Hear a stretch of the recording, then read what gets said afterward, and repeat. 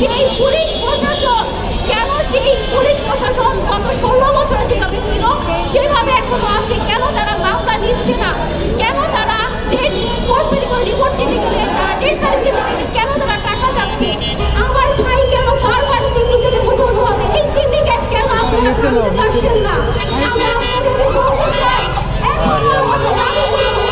আমাদের ছাত্র সমাজকে, সাধারণ জনগণকে সুনিরাপদ সড়ক ফিরিয়ে দেন।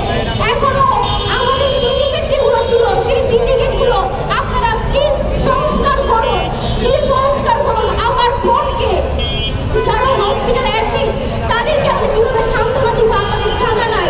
তবুও পুলিশের যারা ভাই ভোট দেন না তাদেরকে ক্ষতিপূরণ দিয়ে এবং বাস ড্রাইভার যেসব নেশাগ্রস্ত টোল প্লাজারে হাইওয়ে গাড়ি চলাফেরা করে তাদেরকে আইনের আওতায় আনুন। রাস্তায় আর ফিটনেসবিহীন গাড়ি চলতে দিন না।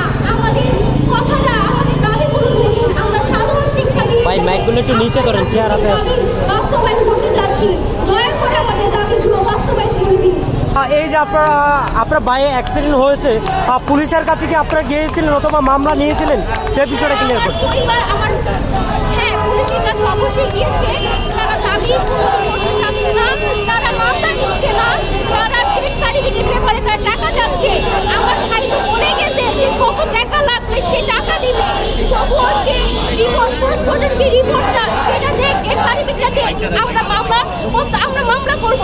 কিন্তু সেই পথ যদি ডেথ সার্টিফিকেট না দেয় তাহলে আমরা কিভাবে মামলা করবো সেটা আপনারা এখানে মিডিয়াতে অনেকে আছেন, আপনাদের কাছে দাবি আমাদের নিরাপদ সড়ক নিয়ে একজন পরিবার যেন মারা না যায়, আর কোনো সন্তানের বাবা যেন তার সন্তানের লাশের বিবরণ এসে বারবার যেন সে হারিয়ে না যায়, আর কোনো পরিবারকে যে না বলতে পারি যে তোমার সন্তান নাই। আমি আপনাদের কাছে প্রশ্ন, যদি আপনার পরিবারে এরকম 4 জন যেত তখন আপনার ওয়াইফকে আপনি কি বলতেন?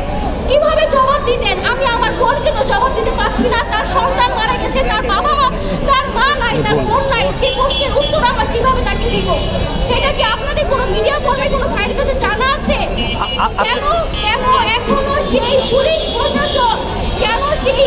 প্রশাসন গত 16 বছরে যেভাবে ছিল সেভাবে এখনো আছে? কেন তারা মামলা নিচ্ছে না? কেন তারা রিপোর্ট চিঠি গেলে তারা ডেথ সার্টিফিকেট চিঠি গেলে কেন তারা টাকা চাচ্ছে? সে প্রশ্ন আমরা সরকারের কাছে রেখে যাচ্ছি। আমরা এক দফা এক চাই, ফাঁসি চাই, এই বেপরোয়া পরিবহন মালিকের ফাঁসি চাই, নেশাগ্রস্ত ড্রাইভারদের ফাঁসি চাই। আচ্ছা, যখন অ্যাক্সিডেন্টটা করেছে তখন কি আপনারা পুলিশের কাছে মামলা করতে গিয়েছিলেন নাকি সরাসরি আপনারা কোর্টে গিয়েছিলেন?